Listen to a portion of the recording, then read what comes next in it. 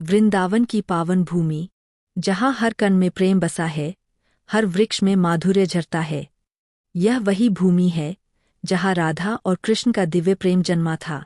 पर समय की लहरें सबको बहा ले जाती है, यहाँ तक कि स्वयं प्रेम को भी।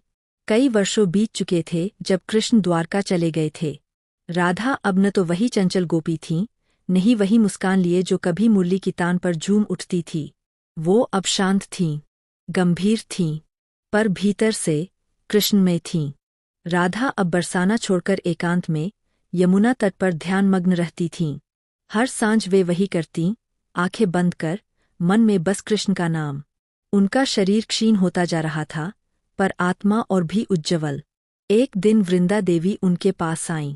प्रिय सखी, उन्होंने कहा, कृष्ण द्वारका में है, पर अब वे भी मौन हो गए हैं। वे भी तुम्हारे बिना अधूरे हैं। राधा ने मुस्कुराकर उत्तर दिया, सखी, कृष्ण तो सदा मेरे साथ है। वो कहीं नहीं गए, वो तो मेरे हृदय में है। उधर द्वारका में कृष्ण भी दिनरात राधा को याद करते थे। एक दिन उन्हें एक आभास हुआ, जैसे राधा का नाम यमुना की लहरों में पुकार रहा हो। वे समझ गए, समय आ गया है। कृष्ण ने अपना रथ निकाला और अकेले वृंदावन की ओर चल पड़े। यमुना तट पर जब पहुँचे तो देखा, एक वृक्ष के नीचे राधा ध्यानमग्न बैठी थीं। उनकी देह से तेज झर रहा था, मानो कोई दीपक बुझने से पहले अंतिम बार प्रज्वलित हो उठा हो। राधे, आ गए तुम, कान्हा, मुझे पता था, मेरा समय पूरा हो गया है। अब मैं तुम्हारे सुर में विलीन होना चाहती हूँ। कृष्ण ने राधा का हाथ थामा। राधे, तुम कभी मुझसे अलग थी ही कहा जाता है, उस क्षण वृंदावन का हर पुष्प खिल उठा, हर वृक्ष झूम उठा। राधा ने अपनी आंखें बंद कीं और मुस्कुराते हुए कृष्ण के चरणों में सिर रख दिया। बांसुरी की धुन गूंजी, वही धुन जो बरसों पहले प्रेम की गवाही थी। धीरे धीरे उनकी श्वास रुक गई, पर वातावरण में एक अनंत सुगंध फैल गई, जैसे प्रेम स्वयं अमर हो गया हो।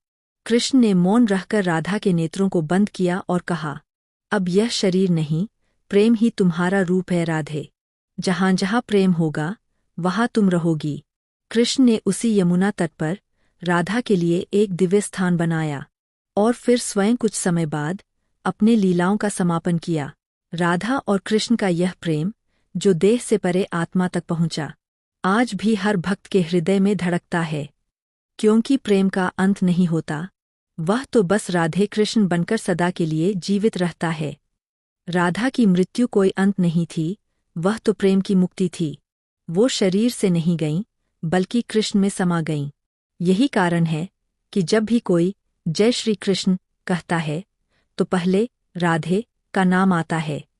क्योंकि बिना राधा के कृष्ण अधूरे हैं, और बिना कृष्ण के राधा अनंत प्रेम।